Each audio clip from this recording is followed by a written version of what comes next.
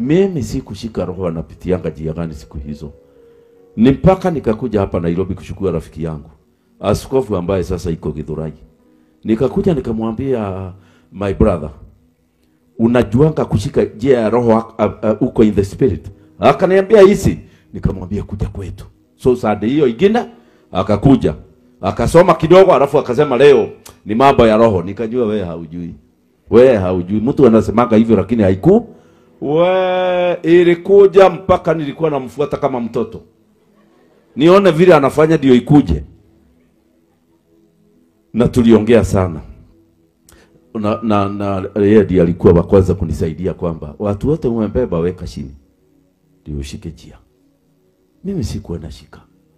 Aliombea watu wote, akaombea watu wote mpaka my relatives. Nikaona wamelala hapo wanaongea tongues. The people spoke in tongues. Baadaye sasa wakati nilisikia ndio hiyo njia. Nilisema wiki mzima ni ya kutoa watu hapa. Kila mtu anakuanga na kabagi hapa anaweka watu. Na mimi nilikuwa nimeweka watu hapa. Na endea kiletoa adhuli na atumia wazee na wa mama vijana wengine. Kwanza kijana mwingine ambaye niliokoka nilikuwa nakulanga kwake.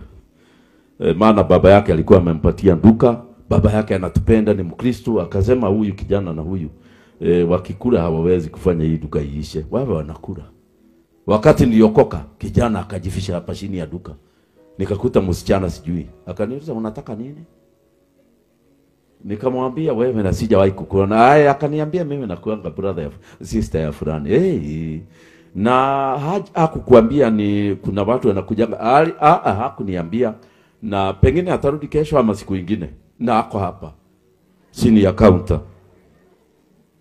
So nilipoambiwa saa hiyo ingine wakati nimesikia jam mpaka naona kama umewahi kusikia jam mpaka ukiangalia barabara unaona kama inawaka moto kule mbele. Inaitwa mileage. Unaona kama kuna vitu vinawaka hivi. Ndio ninaambiwa na mtu mwingine na ile kijana wa ile duka alikuwa amejificha hapo chini, alikuwa amesema usiabiwe ako hapo. Hata sikurudi hapo, lakini nilimweka kwa bagi yangu ya kubeba. Mtu akinikosea naingiza. Mtu akinikosea naingiza. Alafu nalia sana mbele za Bwana. Nasema Lord, show your arrival. Thibitisha uko hai. Fanya kitendo. Ni hawa wako kwa bagi wafinywe. Kwanza kuna ndugu nilikuwa nataka afinywe sana kwa kanisa.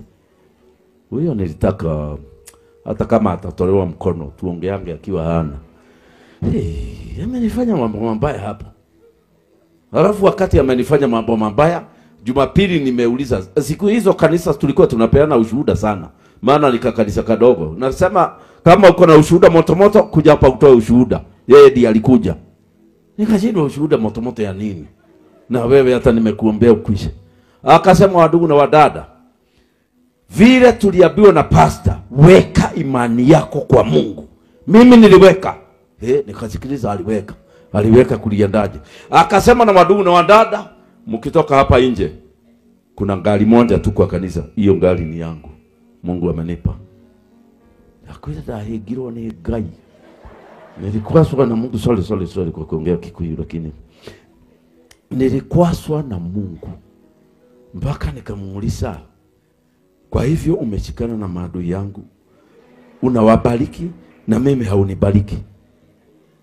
Halafu ndugu ananiambia hapo sasa, naomba mshugaji aniombee hiyo gari ndio iweze kufanya kazi vizuri. Kutoka hapo ni matatu mzuri, iko na viti nyingi.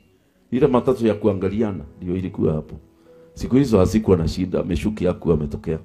Ilikuwa hapo nje. Nikiangalia vile anaihuruma, anahirumisha mpaka ananiambia kama anajua kuendesha kidogo. Nisikie vile iko matatu mzuri, Peugeot. Niliombea. Lakini sikufurahi. I was not happy. Na ikamwambia itoshe, huyo atoshe hapo, asiongezwe. Baada ya wiki mbili amekuja tena. Ametuambia hii nyumba iko na mlango umefunguka mpaka mbinguni. Nimepewa shamba ya eka 5. Ai. Nilisimamisha maushuhuda. Sikufurahi hata kidogo. Niliona ni mimi nastahili kupewa, sio yeye. So niliweka watu hapa. Sasa kuanza kuomba ya kwamba watu wa Mungu tumesoma neno, habari ya Roho Mtakatifu, mwesikia vile alikuja, mwesikia watu walipokea, sasa ni wakati wetu wa kupokea. Jira ya gatura, jira inakosekana.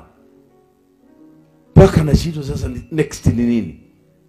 Na najaribu kuombea watu. Hata kuna ndugu nilimwambia, please funga macho. Anafunga. Na mwambie funga ama niende kwa mtu mwingine. Paka tukienda nyumbani sitaki mtu aniongeleshe kidogo juu ya mahubiri. Kwa sababu kulikauka. Naye dada mwingine haogopi. Ananiambia mothe pastor ni koma. Leo pastor kamekauka. Na kalikuwa kamekauka kaibada, kalikauka kweli kweli. Lakini hakuna haja ya kuniambia, si hata mimi najua kamekauka. Sasa hao watu ndio ni watoe, nilimaliza wiki mzima kwa maombi, a full week. Na nilikuwa na mke wangu alikuwa naenda kazi. Na amka asubuhi napiga magoti. Kutoa mtu mmoja, tu hawa zinaisha hata 3. Alafu ukifikiria ametoka unasikia ndio amerudi amekaa chini. Lakini wakati walitoka wote, Bwana akaniambia kila mtu sasa umesamehe, uende kwake physically. Hiyo ndio ilikuwa ngumu. But I went everywhere. I went to the relatives. I went kwa watu wale walikuwa wamenifanya vibaya. Nikaenda mpaka everybody. I was able to see everybody. Ndio nilianza kusikia mtu akiniambia ako na shida ya pesa, ninasikia ninaweza kumwombea ikuje. Nikaanza kusikia ninapata njia za kuombea watu kulingana na imani yao wapokee Roho Mtakatifu. And it became easy. Paka watu wengine wananiambia, imani yako ni mzuri.